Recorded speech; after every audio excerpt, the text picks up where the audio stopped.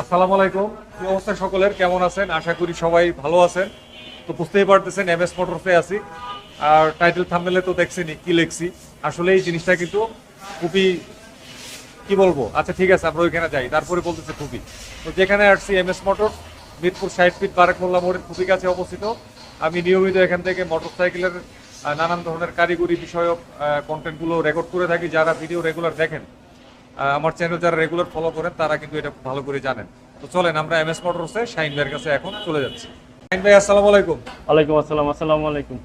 শাহিন ভাই আমারে হোয়াটসঅ্যাপে একটা লোভ দেখাইছে, ওই লোভের বশবর্তী হইয়া তারপরে আমাকে আসতে হইছে অন্য কাজ ফালাইয়া। তো শাহিন ভাই, জি। আপনি যে লোভটা দেখাইলেন আমারে, এটা এবার একটু এক্সপ্লেন করেন।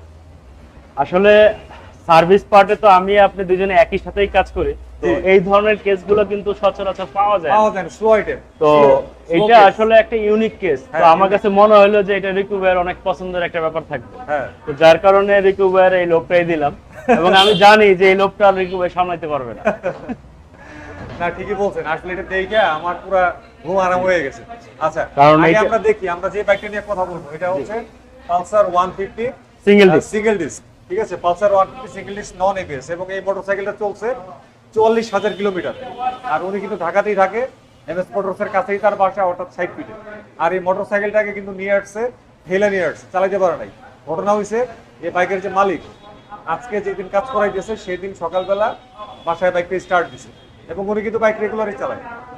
স্টার্ট দেওয়ার পরে এটার ইঞ্জিন থেকে খারাপ শব্দ পাইতে শুরু করে, এবং খারাপ শব্দটা ক্রমাগত বাড়তে থাকে, একটা পর্যায়ে ইঞ্জিন অফ হয়ে যায়। তো তারপরে দেখা গেছে কি উনি এটা আর স্টার্ট দিতে পারে না, এই টাইপের একটা ঝামেলা হয়েছে।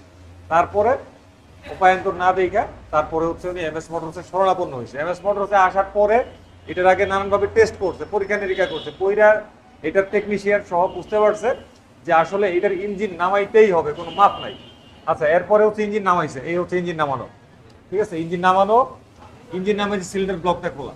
আচ্ছা, এবারে আমরা চলে যাবো আমাদের আসল ঘটনায়। দেখি এই যে কি হয়েছে শাহিন ভাই। এই হচ্ছে সিলিন্ডার ব্লক, সিলিন্ডার ব্লক, হ্যাঁ। পিস্টন। পিস্টন, পিস্টনের এই অবস্থা কেন?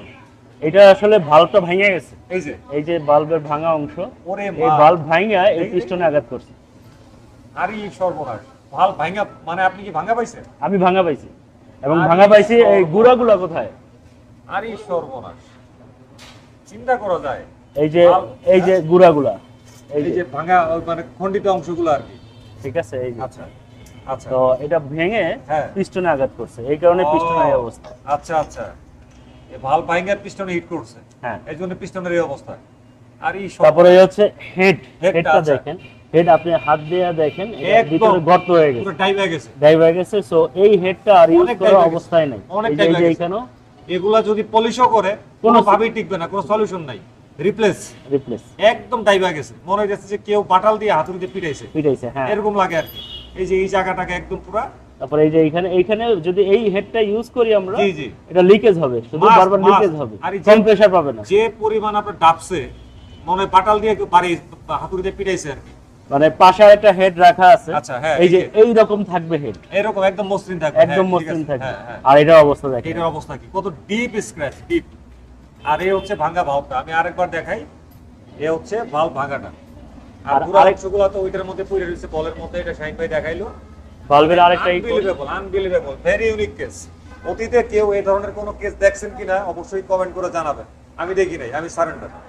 আমি দেখি নাই, আমি সারেন্ডার। আমি আমার সার্ভিস লাইফে আমি দেখি নাই, যার কারণে আমার কাছে একদম ইউনিক কেস মনে হয়েছে, যেটা আমি আপনাকে দেখাইলাম। আচ্ছা আচ্ছা, এরকম কি আর কোনো ইউনিক ঘটনা আছে এটার মধ্যে? এটা আসলে টোটাল আনটাচ একটা ইঞ্জিন, ক্লাস প্লেটও কিন্তু এই পর্যন্ত চেঞ্জ হয়নি। আচ্ছা, তো 44,000-এর মধ্যে? এই গাড়ি 44,000-এর মধ্যে ক্লাস প্লেটও চেঞ্জ হয় নাই। হ্যাঁ। তো সেই ক্ষেত্রে এই গাড়িটা টোটালটাই আনটাচ অবস্থায় ছিল। তো গাড়িটা বাইকার যখন স্টার্ট দিছে, তার কাছে মনে হয়েছে যে টাইমিং চেনের সাউন্ড আসতেছে। আচ্ছা, হ্যাঁ তো টাইমিং চেনের সাউন্ডটা যে আসলে না, এটা তো পরবর্তীতে আমরা ফাইন্ড আউট করলাম। হ্যাঁ হ্যাঁ। তারপরে এই যে এই বাল্বটাও কিন্তু বাঁকা হয়ে গেছে, এই যে দেখেন, এটা হচ্ছে আরেকটা বাল্ব। এই দিক দিয়ে বাঁকা হয়ে গেছে, আচ্ছা, এটা হচ্ছে ইনলেটের বাল্বটা।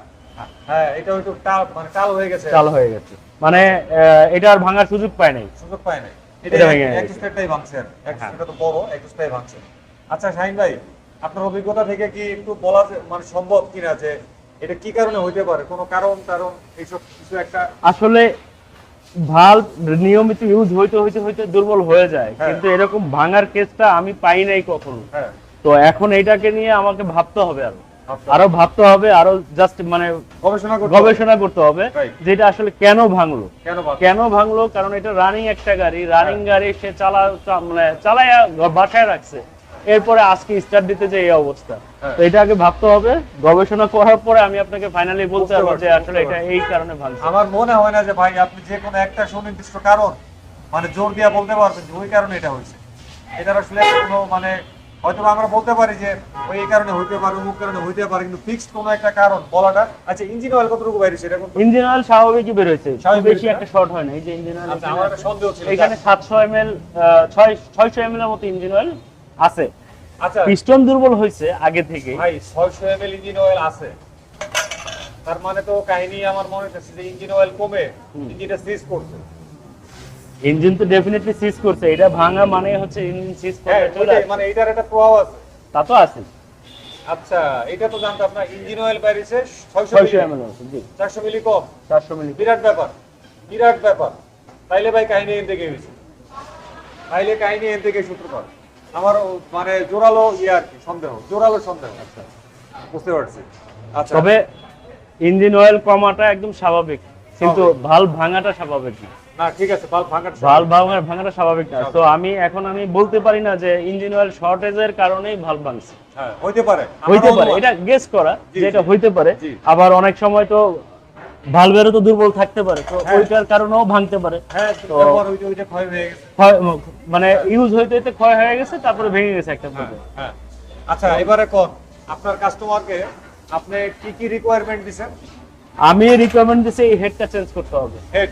আচ্ছা, এই হেড চেঞ্জ করতে হবে, সিলিন্ডার ব্লক চেঞ্জ করতে হবে, আচ্ছা, পাশাপাশি টাইমিং চেন, গার্ডার, অ্যাডজাস্টার, হ্যাঁ। এগুলো নিয়মিত যে ইঞ্জিনের কাজ করতে গেলে যে যে আইটেমগুলো লাগে হ্যাঁ। সেগুলো চেঞ্জ কিন্তু করতে গাড়ির হবে। বয়স হয়েছে অনেক, 40,000 হ্যাঁ, কিলোমিটার। 44,000 চলছে, সেই ক্ষেত্রে পিস্টন দুর্বল হয়েছে, হ্যাঁ। পিস্টনের পরিবর্তে সিলিন্ডার ব্লক লাগবে, এই পিস্টন দুর্বল কি? পিস্টন তো শেষই এটা।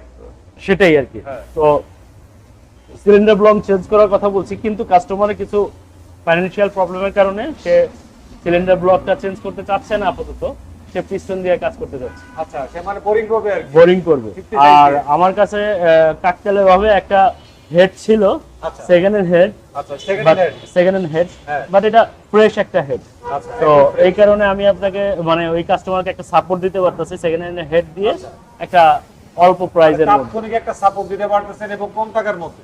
কম টাকার কারণ মধ্যে, জি। একদম নতুন হলে তো দাম আরো বেশি পড়বে। অনেক বেশি পড়তো। আর এটা তো একটা ইরেগুলার আইটেম, এটা তো Irregular, সচরাচর পাওয়া যায় না। Unique কারণ item, জি। একটা গাড়ি, পালসার গাড়ি বলেন আর যে কোনো ব্র্যান্ডের গাড়ি বলেন, হ্যাঁ। 12-15 বছর চলার পরেও হেড চেঞ্জ করতে হয়। হ্যাঁ, হেড নরমালি কিন্তু লাগে না। লাগে না।